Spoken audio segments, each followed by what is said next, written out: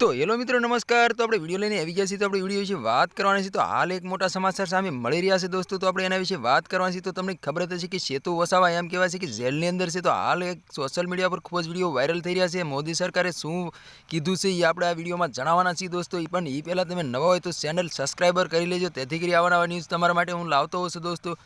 તો તમને ખબર જ હશે કે સેતુ વસાવા કઈ પાર્ટીમાં છે એ પણ આપણે તમને વાત કરવાની છે દોસ્તો। તો દોસ્તો સેતુ વસાવા છે આમ પાર્ટીમાં છે અને મનસુખ વસાવા છે એ એમ કહેવાય છે કે ભાજપમાં છે દોસ્તો। એમ કહેવાય છે કે નરેન્દ્ર મોદીના સાથમાં છે દોસ્તો, અને ઘણો નરેન્દ્ર મોદીનો સાથમાં છે અને ઘણો સપોર્ટ પણ મળી રહ્યો છે દોસ્તો।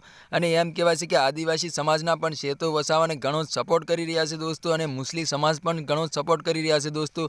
અને મુસ્લિમ સમાજને આદિવાસી સમાજનું એવું કહેવું છે કે 2024ની ચૂંટણી સેતુ વસાવા લડે અને અમે જીતાડીએ અને ફરીવાર અમારા ધારાસભ્ય બને, એવું બધાનું કહેવું છે। અને વર્ષા વસાવા એમ કહેવાય છે કે હાલ એમ કહેવાય છે કે ચૂંટણી લડશે, એવું સોશિયલ મીડિયા ઉપર ખૂબ જ વિડીયો વાયરલ થઈ રહ્યા છે દોસ્તો।